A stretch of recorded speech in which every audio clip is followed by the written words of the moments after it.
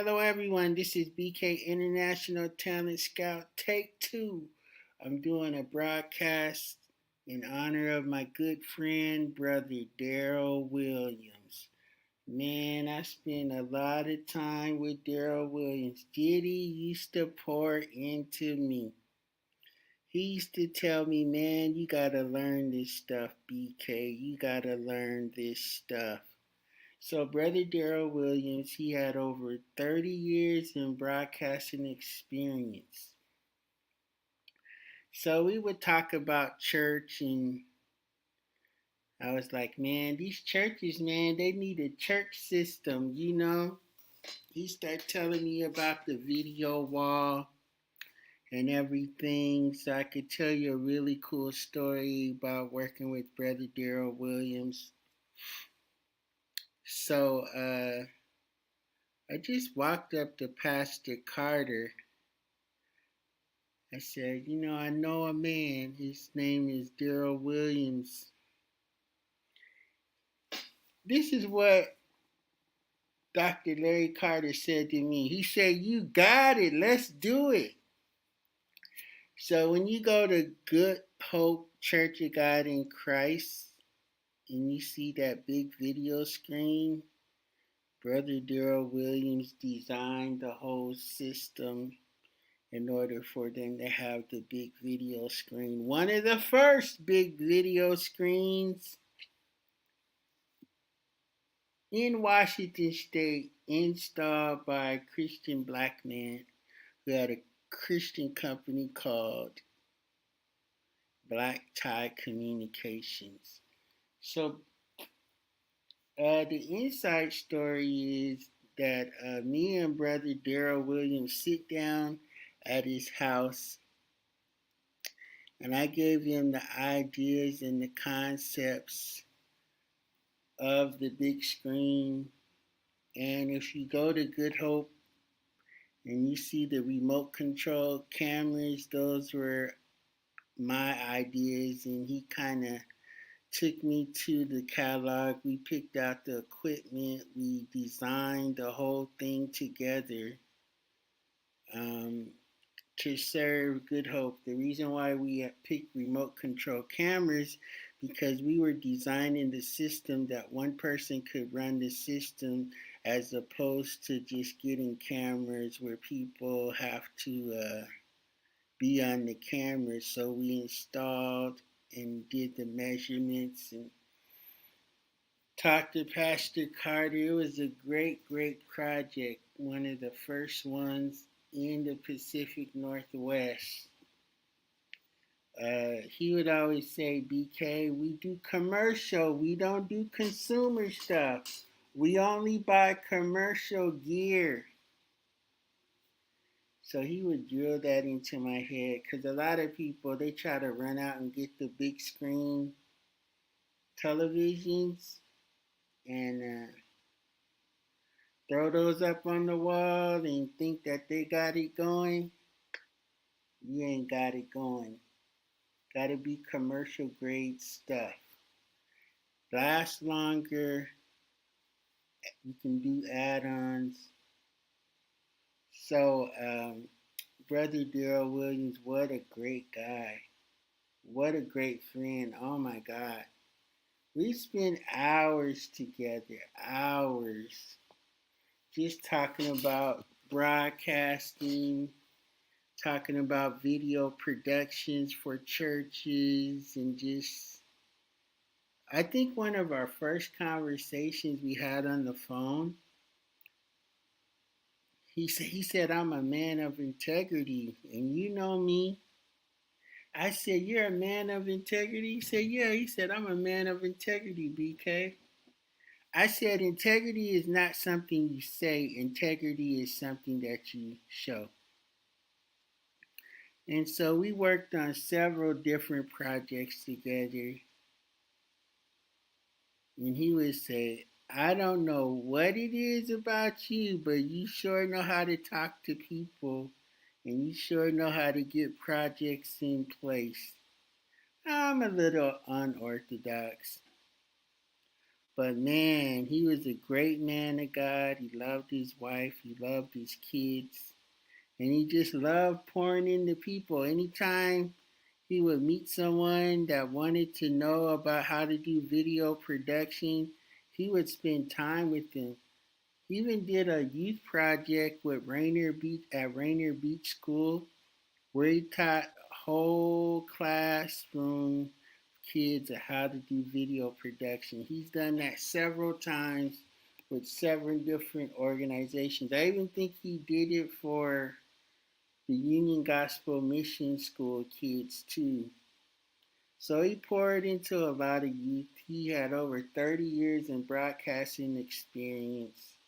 Man, the day I found out that Brother Darryl Williams went to heaven, I was like in total shock, man. Total shock because he had spent so much time, and then those words is like, man, you gotta learn this stuff, BK. He would show me how to pick out equipment, show me how to price equipment, show me how to research equipment.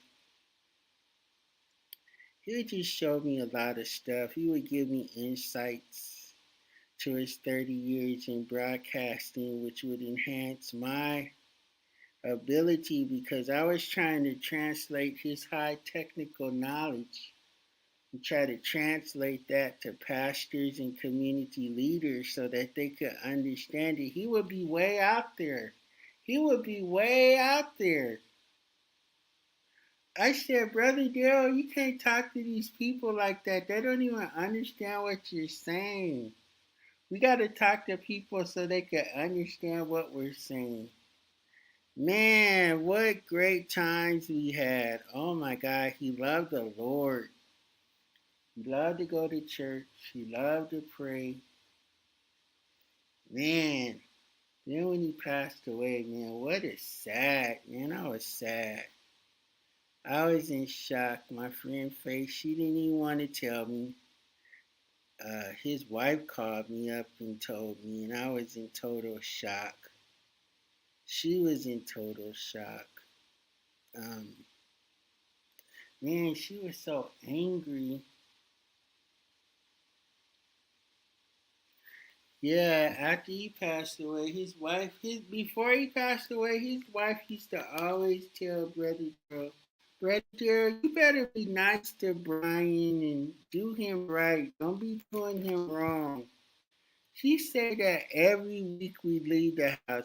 She said, Brother Darryl, you better be nice to Brian and don't do Brian wrong. He's a nice guy, so just to go over his house and eat dinner. And she is really nice, but man, after he passed away, man, his wife was mean. She was so angry. But anyway, man, I gotta go through these 10 compassionate principles of going through the grieving process. I need to do this in about 10 minutes so there can be some understanding because you may lose a loved one, a friend, associate, a church member, a pastor. You need to know how to cope with your grieving processes. Code number one, you have a right to experience your own unique grief. No one can tell you how to grieve, but I can tell you this, don't get stuck in the middle of your grief.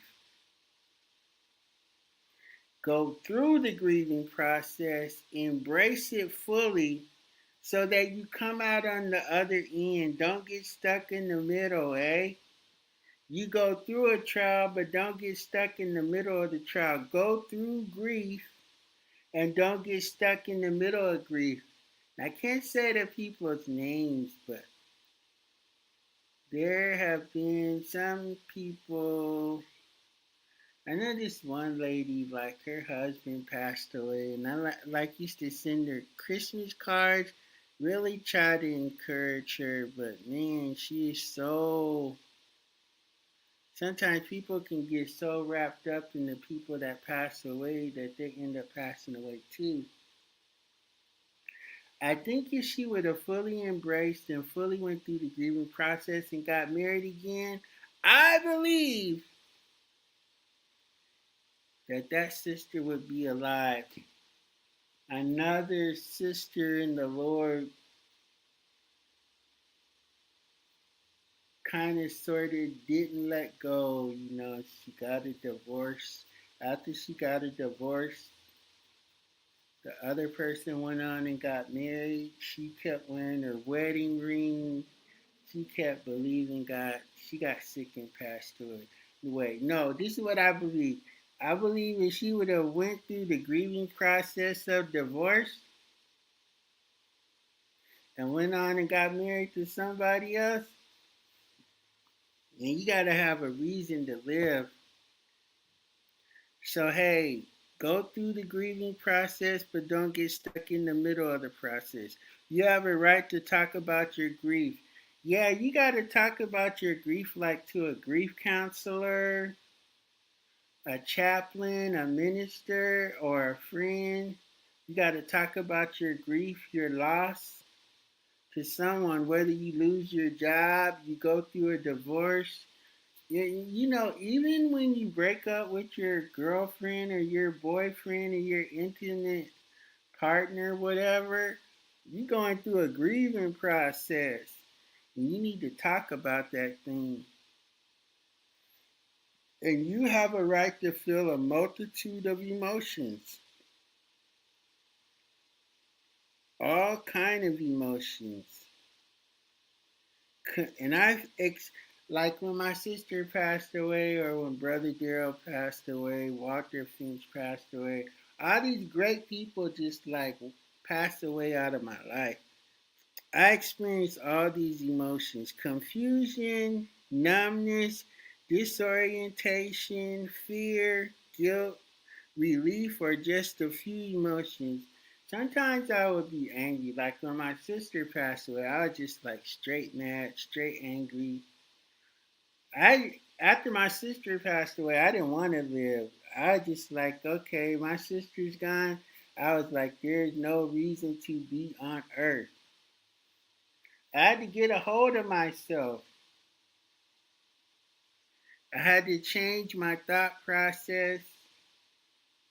I had to think differently. My brother Tony kind of helped me with that, man. Yeah. So when people pass away, you want to experience their grief. You want to experience the grief. You want to embrace grief, but you don't want to get stuck in the middle of grief, uh, because you want to live. So they become alive in your memory. All the great things that they did for you, you'll never forget them. You'll never forget the person. Here's another key: people that pass away want you to feel, want you to be sad or go through the grieving process, but they don't want you to give up living. They don't want you to give up loving. They don't want you to give up trying. They want you to go on with your life and be the best that you can be. They want to be fond memories. They want to be motivation. They want to be love, but they don't want you to get stuck in your grief. They don't want you to get stuck in your sorrow. They want you to live and live, live, live. Live and tell about how great they are in your life. Live and tell the story of how much love you had for them and you for them and what you learned from them. Man, the other one is you have a right to be emotional, experience your emotions, embrace your emotions. Your feelings of loss will probably leave you feeling fatigued. Respect your body and your mind are telling you. Get daily rest, eat balanced meals, and don't allow others to push you into doing things that you don't feel ready to do. Yeah, sometimes you don't want to eat, you can't sleep because you're crying and thinking about the loss. But you got to have a daily regimen. You got to push through. Understand your body, get your rest, eat a balanced diet, do fun things that make you feel alive because you don't want that thing to overtake you. You want to embrace it, but you don't want grief to overtake you. You don't want the emotions to overtake you.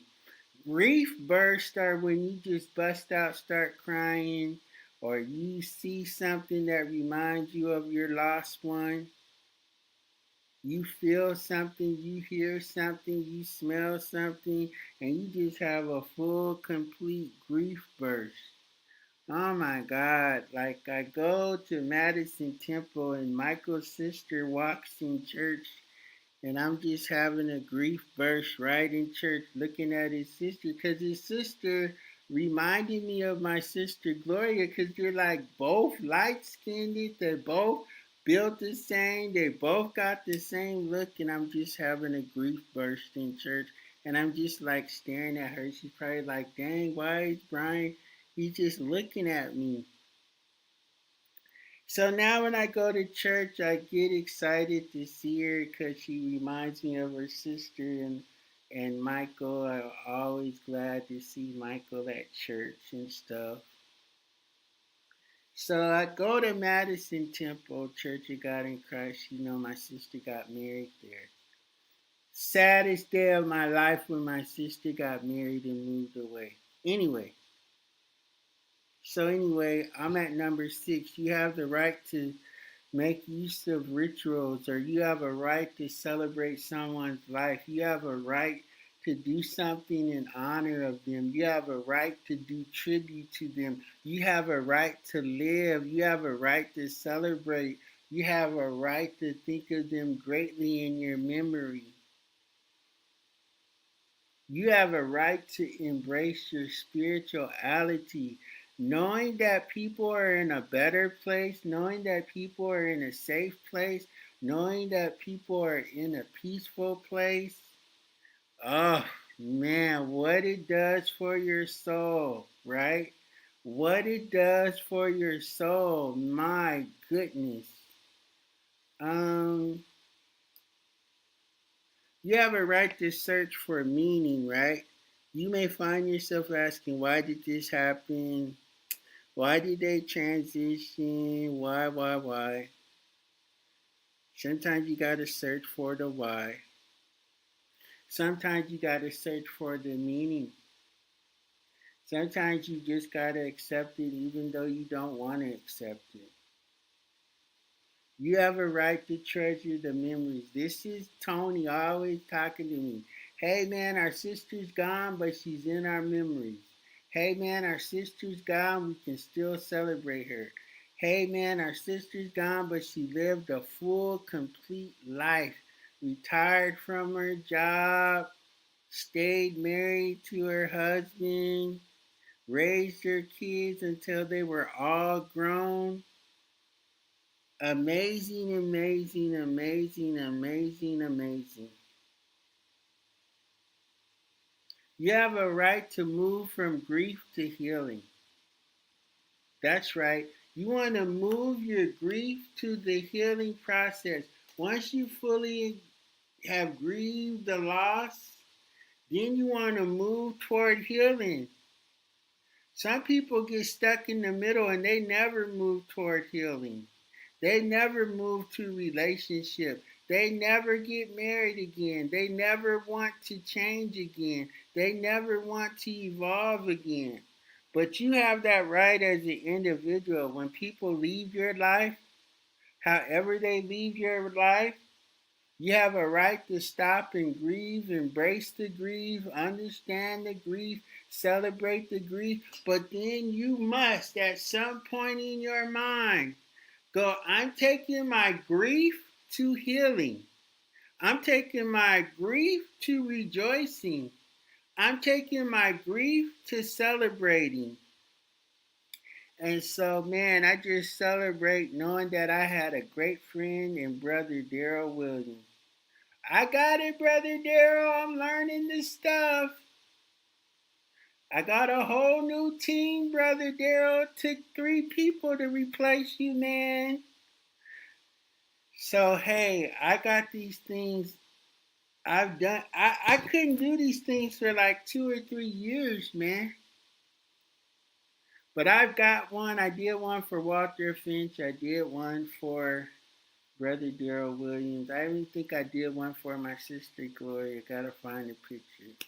Anyway, man, I'm, I, there's 10 steps to getting through compassionate grief process principles, which I've read and shared with you, which came out of a book called A Journey Through Grief Reflections on Healing. So, hey, man, I just had to do that. I'm out of here. Hey, whoever's listening, hello. Pray for me. I'm just sharing from my heart. I love you. And we'll see you next week.